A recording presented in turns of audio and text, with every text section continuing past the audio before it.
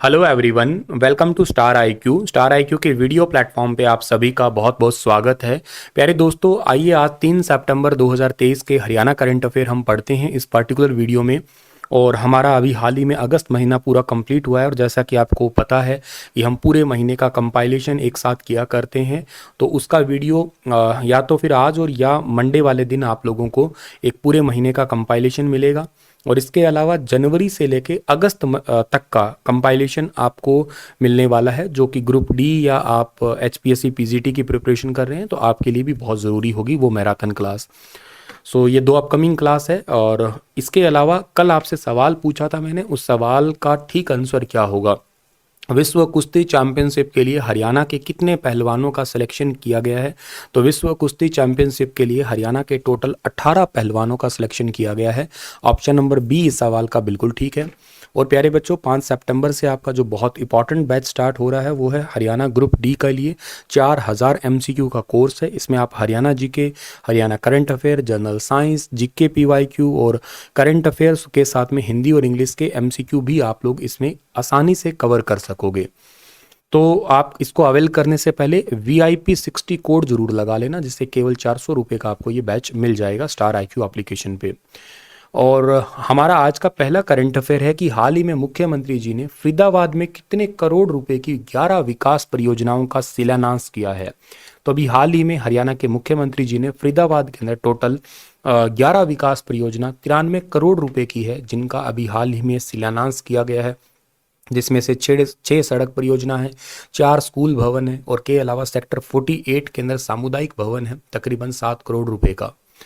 आपको मैं बता देता हूं कि फरीदाबाद हरियाणा का सबसे ज़्यादा जनसंख्या वाला जिला है। अगर आप लोग इसकी जनसंख्या की बात करते हैं तो 1809 और 733 के तकरीबन 2011 की जनसंख्या। जनसंख्या घनत्व भी सबसे ज़्यादा इसी का ही है।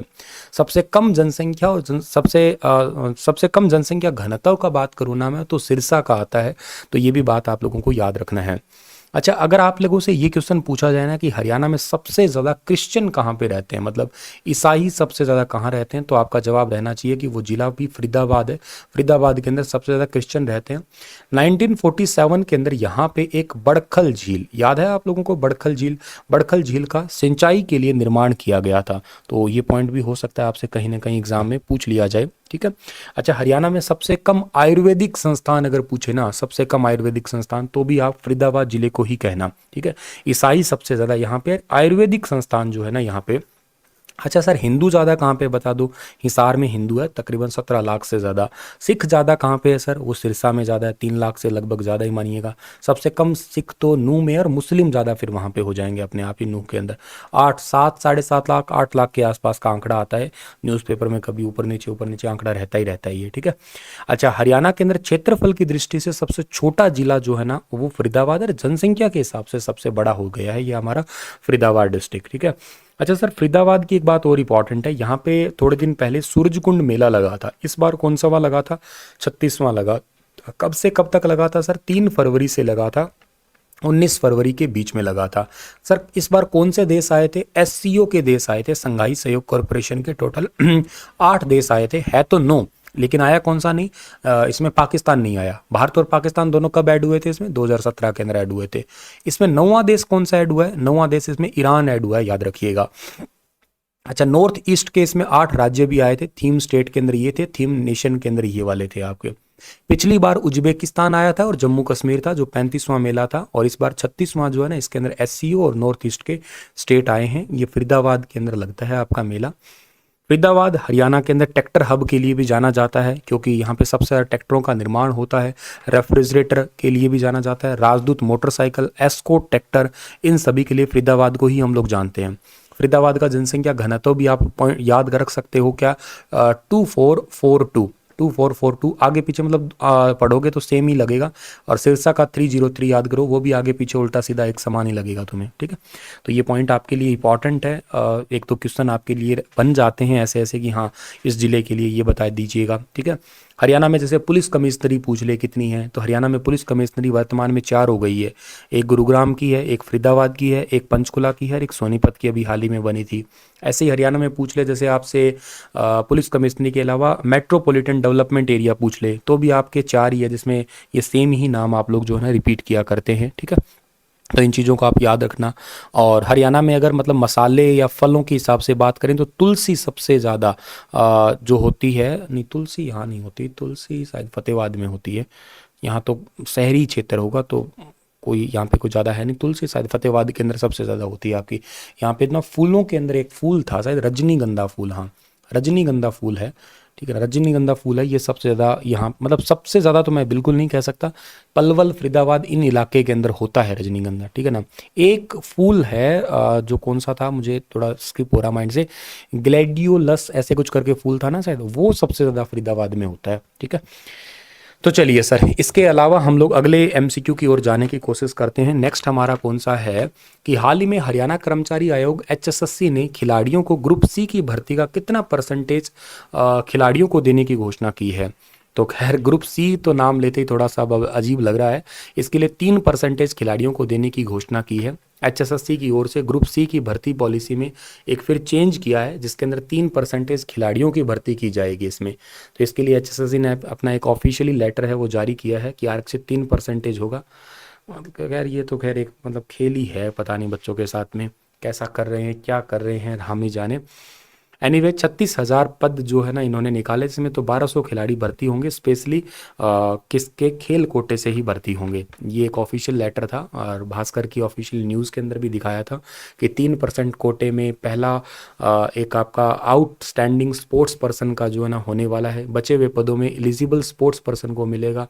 7 विभाग के द्वारा भेजी गई खाली पदों की संख्या, इसमें नई भर्ती पॉलिसी चेंज की गई है। अभी पेपर ना ले लेना, ठीक ढंग से सब कुछ काम मत कर लेना, पॉलिसी पॉलिसी पॉलिसी पे पॉलिसी होता जा रहा है आपका। खैर पॉलिसी बनाओ कोई इश्यू नहीं है, लेकिन एग्जाम ले ले तो बढ़िया बात है ना।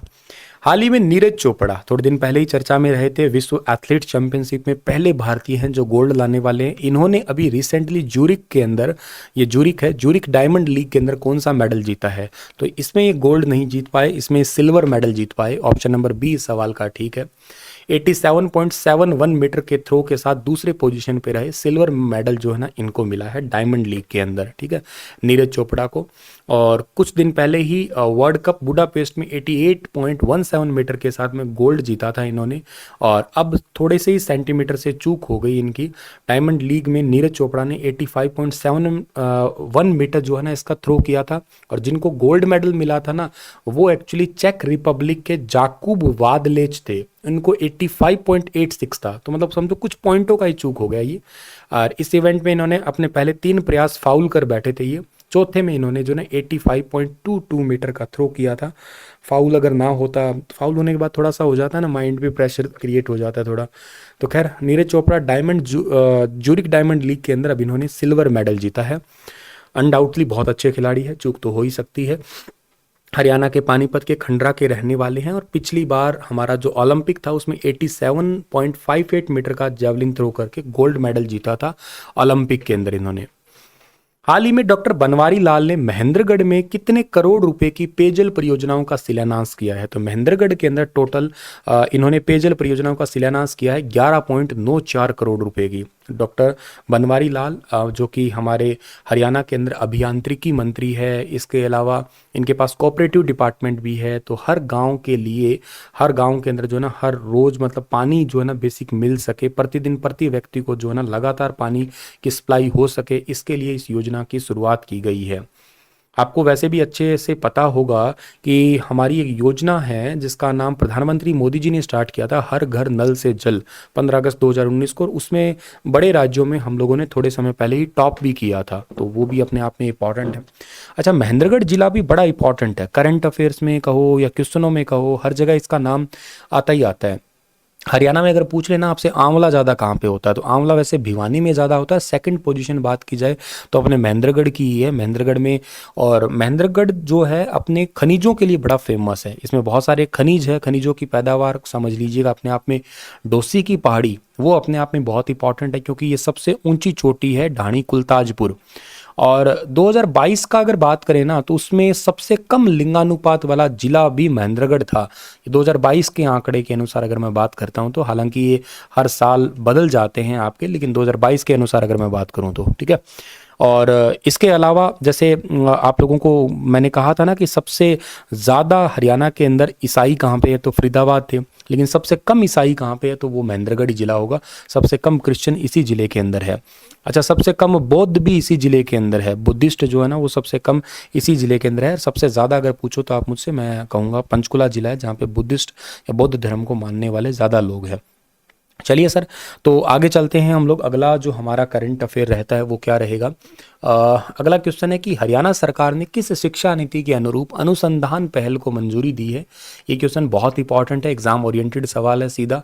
राष्ट्रीय शिक्षा नीति 2020 के तहत हरियाणा के सूचना जनसंपर्क एवं भाषा निदेशालय के द्वारा एक जानकारी दी गई है कि राष्ट्रीय शिक्षा नीति 2020 के अनुरूप आत्मनिर्भर भारत के लिए अनुसंधान को प्रोत्साहित यानी कि रिसर्च को एक्चुअली मोटिवेट करने के लिए एक प्रस्ताव को मंजूरी दी गई है।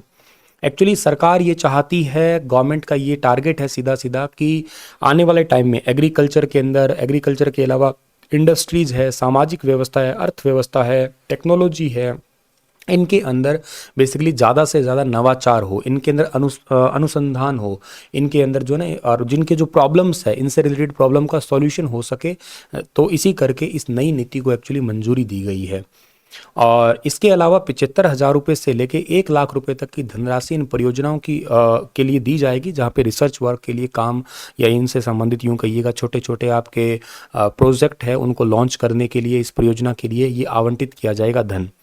तो इन फ्यूचर के लिए एक मतलब यूँ समझिएगा, एग्रीकल्चर है, इंडस्ट्रीज़ है, या टेक्नोलॉजी है, या इकोनॉमी है, इन फील्ड को आगे लेके आने के लिए प्राइवेट है, गवर्नमेंट है, उन यूनिवर्सिटी को कहा गया है कि ये अप्लाई किया जाए और इसके लिए एक स्पेशली डिपार्टमेंट बना के इस योजना को तैयार करके लोगों पे अप्लाई किया जाए। हालांकि इसमें बहुत सारे और चेंजेस भी हो सकते हैं इन फ्यूचर के लिए। तो चलिए इसी सेशन की आज को वाइंड अप करते हैं और हंसते मुस्कुराते आप लोग रहना। इस क्लास का पीडीएफ आपको मेरे Telegram channel star IQ education पे मिल जाएगा, कल वाला और आज वाला दोनों ही मिल जाएगा। और कल के लिए एक सवाल देके जा रहा हूँ कि हरियाणा के मुख्य प्रधान सचिव कौन है, बताइए।